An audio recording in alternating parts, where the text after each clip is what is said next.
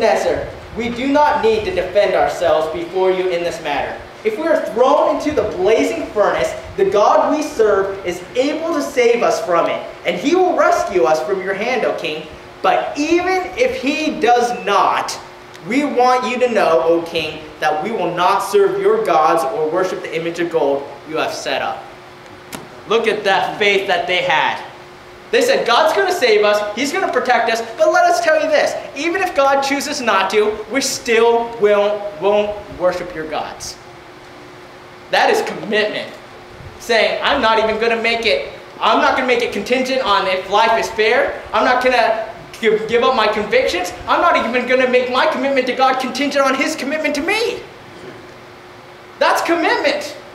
That's the kind of commitment God has called us to have. You know what, as a Christian, as a preacher, I often think we as a church have actually done a problem in trying to share the gospel of Jesus Christ.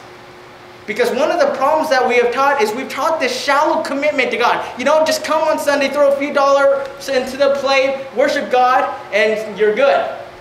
We've taught that because we wanted to attract numbers. God isn't interested just in numbers. Jesus drove away the numbers. We see that in John the 6th chapter. What he's looking for is commitment and changed lives.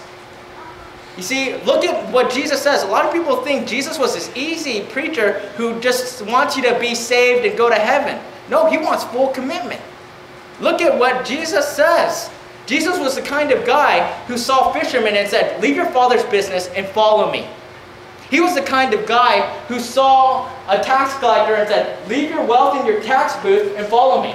He saw a rich young ruler and said, sell everything you have, give it to the poor, and follow me.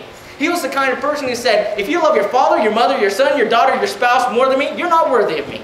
Take up your cross and follow me. Yeah, and we often think, you know what? In order to really accommodate people, we got to appease them. We got to market. We got to manipulate. We got to entertain. And if we don't do that, the church won't be filled. But guess what? God's not looking for that. God is looking for commitment. If I have to, one of the things that we learn about Jesus is Jesus never pandered to people to follow him. You never see it. He never panders to people to follow him. He said, let him who has an ear, let him hear. And he said, if you want to follow me, you follow me. He said the commitment, made known the commitment. You're either with me or you're against me. There's no middle road. That's full commitment. No commitment or full commitment. That's what Jesus is saying. What kind of commitment do you have? And I want us to think about this because it requires sacrifice. If you're going to have a commitment to God, it means you're going to have to sacrifice things in your life. What's getting in the way of your commitment? What selfish ambitions is getting in the way? What prides are getting in your way? What angers are getting in your way? What struggles are, what conditions are you placing on God? Because we want to be like Shadrach, Meshach, and Abednego. Even if God doesn't save us, we're still going to commit to him. That's the kind of God that we have, and that's the kind of God that he's asking. Who's asking us to have that kind of level of commitment. Look at all those quotes that I gave you of Jesus. He's wanting full commitment, not a partial heart. He wants a full heart. But understand this: a heart that is fully committed to him in every aspect is going to be exactly what Shadrach, Meshach, and Abednego are going to do. We see that the end of the story shows that King Nebuchadnezzar throws them in the furnace. And in fact, he's such a violent guy, he makes the furnace 7 times hotter than it usually is. Just to prove his point. It even killed the guys who threw them into the furnace. But then he sees 4 figures in there. And then he calls out to Shadrach, Meshach, and Abednego, the ones who are servants of the Most High God, to come out. And they came out. No hair was ruined. No clothes was ruined. And they didn't even smell like smoke. And do you know how much they influenced the empire because of their commitment to God? King Nebuchadnezzar made a decree from that moment on that if anyone spoke evil against the God of Shadrach, Meshach, and Abednego, they would be put to death.